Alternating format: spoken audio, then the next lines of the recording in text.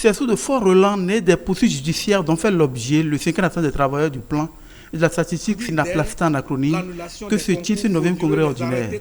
Être poursuivi pour des causes justes de défense des droits des travailleurs et de bonne gouvernance des fonds publics, le secrétaire général du Synaplasta peut s'enorgueillir de la justesse du combat mené à la tête de cette association syndicale. La répression s'est abattue sur le syndicat récalcitrant avec l'échec de toutes les tentatives d'infiltration pour la prise du contrôle de sa direction. C'est avec fierté que j'affirme aujourd'hui que le Synaplasta a tenu bon, malgré la dissidence suscitée au sein du personnel par le cabinet du ministre Marcel de Souza et l'assignation du syndicat en justice pour diffamation. C'est avec honneur, fierté et dignité que le bureau exécutif, dont je suis le principal accusé, comparé au tribunal de première instance de Cotonou depuis le mois d'avril 2015, accompagné des militants qui tiennent à leur syndicat, comme chacun de nous ici tient à la prunelle de ses yeux.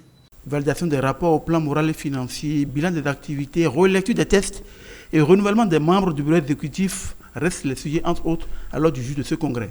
Et par rapport à ça, vous êtes dans des difficultés judiciaires et cela ne fait que grandir le syndicat. C'est des faits d'armes pour ceux qui réclament la justice, ceux qui réclament la justice sociale, la transparence dans la gestion. Et on ne peut pas parler de rupture et de nouveau départ sans trancher avec les mauvaises pratiques.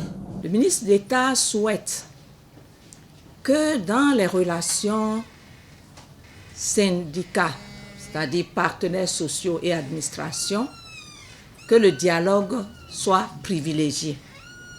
La vraie rupture pour un nouveau départ, c'est l'impunité zéro. Le Synaplasta exige l'audit des comptes de gestion du ministère du Plan de Développement, reste l'intitulé du terme de ce 9e congrès ordinaire du Synaplasta.